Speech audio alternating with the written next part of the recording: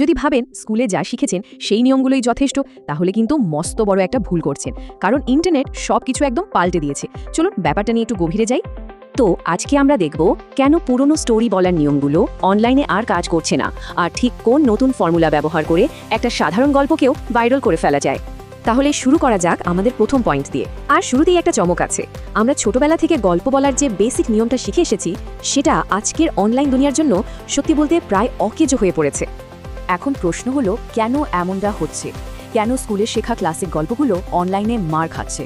আসল কারণটা হলো টাইম কম্প্রেশন, মানে সময়ের সংকোচন। ইন্টারনেটের দুনিয়ায় আমাদের ব্রেন এখন এত দ্রুত ইনফরমেশন প্রসেস করে যে আমাদের মনোযোগ দেওয়ার সময়টাও একদম কমে গেছে। একটা গল্প জমে ওঠার জন্য এখন আর কেউ ঘন্টার পর ঘন্টা ধরে বসে থাকতে চায় না, তাই না? এই যে দেখুন স্ক্রিনে দুটো মডেলের তুলনা। বাদিকে আছে পুরোনো দিনের বেল কার্ভ মডেলটা, মানে সিনেমার মতো, যেখানে দর্শক স্থির হয়ে বসে গল্পটা উপভোগ করে। আর ডান দিকে ওটা হলো আধুনিক ওয়েভ মডেল, যেটা বানানোই হয়েছে আজকের এই ইনফিনিট স্ক্রোলের জন্য। সমস্যাটা হলো, পুরোনো মডেলে গল্পটা যখন ক্লাইম্যাক্সে পৌঁছায় তার আগেই প্রায় 80% দর্শক বোর হয়ে চলে যায়, ভাবা যায়? আর এখানেই আসে আধুনিক গল্প বলার মূল মন্ত্রটা। এখনকার ক্রিয়েটারদেরকে দর্শকের মনোযোগটা অর্জন করতে হয়। এটা ধরে নেওয়া যায় না যে তারা দেখবেই, প্রতি কয়েক মিনিটে নতুন করে তাদের আগ্রহ তৈরি করতে হয়, না হলেই কিন্তু সোয়াইপ। এই আধুনিক ওয়েভ মডেলটা কিন্তু একদম অন্যভাবে কাজ করে। এটা শুরুই হয় প্রায় 70% ইন্টেন্সিটি নিয়ে, 0 থেকে 9। গল্পের প্রথম 1 মিনিটের মধ্যেই একটা বড় কনফ্লিক্ট বা দ্বন্দ্ব চলে আসে। এরপর উত্তেজনা একটু কমে, কিন্তু গল্প শেষ হওয়ার আগেই আবার নতুন করে উত্তেজনা তৈরি করা হয়। দর্শককে বারবার আটকে ফেলার এই যে চক্র, একেই বলে রিহুকিং। আর এটাই এখনকার কন্টেন্টের জন্য সবচেয়ে জরুরি একটা জিনিস। ওকে, এখন আমরা চলে এসেছি এই আলোচনার একেবারে হার্টে, বলতে পারেন সবচেয়ে কাজের অংশে। এটা হলো সেই 3 ধাপের হুক ফর্মুলা, যা একটা সাধারণ ভিডিওকেও ভাইরাল বানানোর ক্ষমতা রাখে।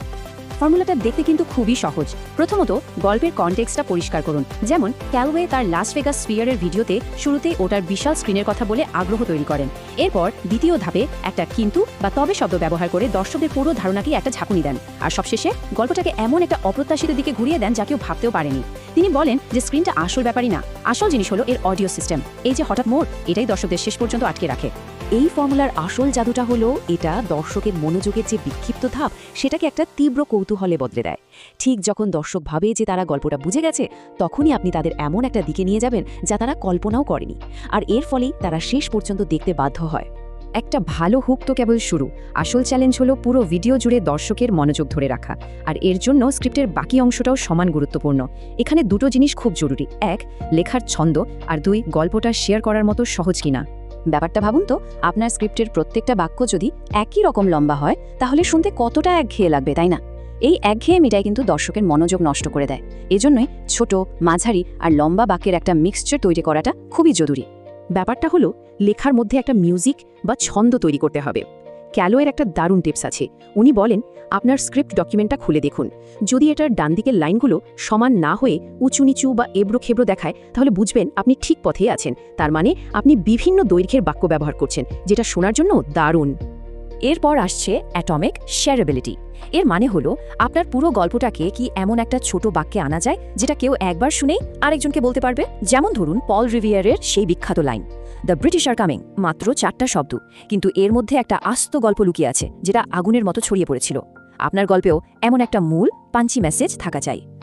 এবং সবশেষে যে জিনিসটা একটা ভালো স্ক্রিপ্টকে গ্রেট বানায়, সেটা হলো ভিজুয়ালস। কারণ একটা ভাইরাল গল্পের জন্য স্ক্রিপ্ট যতটা জরুরি, সেটার ভিজুয়াল প্যাকেজিংও ঠিক ততটাই। মানুষ যা শোনে তার চেয়ে অনেক বেশি মনে রাখে যা সে নিজের চোখে দেখে। এটা কন্টেন্ট বানানোর দুনিয়ার সবচেয়ে পুরনো আর সবচেয়ে পাওয়ারফুল নিয়মগুলোর একটা। দেখান, শুধু বলবেন না। আমাদের ব্রেনটাই আসলে ভিজুয়াল ইনফরমেশন প্রসেস করার জন্য তৈরি। আপনি যখন শুধু মুখে বলেন, তখন অনেক তথ্যই দর্শকের কান থেকে বেরিয়ে যেতে পারে, কিন্তু যখন কথার সাথে সাথে সেটা দেখিয়েও দেন, তখন মেসেজটা অনেক বেশি শক্তিশালী হয়ে ওঠে। ক্যালোয়ের একটা দারুণ ইনসাইট আছে।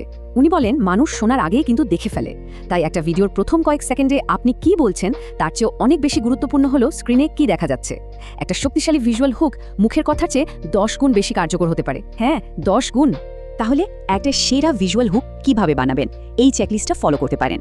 স্ক্রিনের উপর বড় করে 3-4টে শব্দের টপিকটা লিখে দিন। একটা আকর্ষণীয় ভিডিও ক্লিপ বা কি ভিজুয়াল ব্যবহার করুন। স্ক্রিনে হালকা মুভমেন্ট রাখুন যাতে চোখ আটকে যায়, কিন্তু খুব বেশি না। আর দরকার হলে অ্যারো বা তীর চিহ্ন দিয়ে দেখিয়ে দিন দর্শকের ঠিক কোথায় তাকাতে হবে। তাহলে পুরো ব্যাপারটা যদি এক কথায় বলি, পুরনো দিনের গল্প বলার নিয়মগুলো ভুলে যান। 3 ধাপের হুক ফর্মুলাটা মাস্টার করুন। লেখার মধ্যে একটা ছন্দ আনুন। আর সবচেয়ে বড় কথা, গল্পটা শুরু করুন একটা পাওয়ারফুল ভিজুয়াল দিয়ে। এই কৌশলগুলো ব্যবহার করে যে কেউ তার গল্পকে হাজার হাজার মানুষের কাছে পৌঁছে দিতে পারে। এখন প্রশ্ন একটাই, আপনার সেই বিশেষ গল্পটা কি যা শুধু আপনি বলতে পারেন?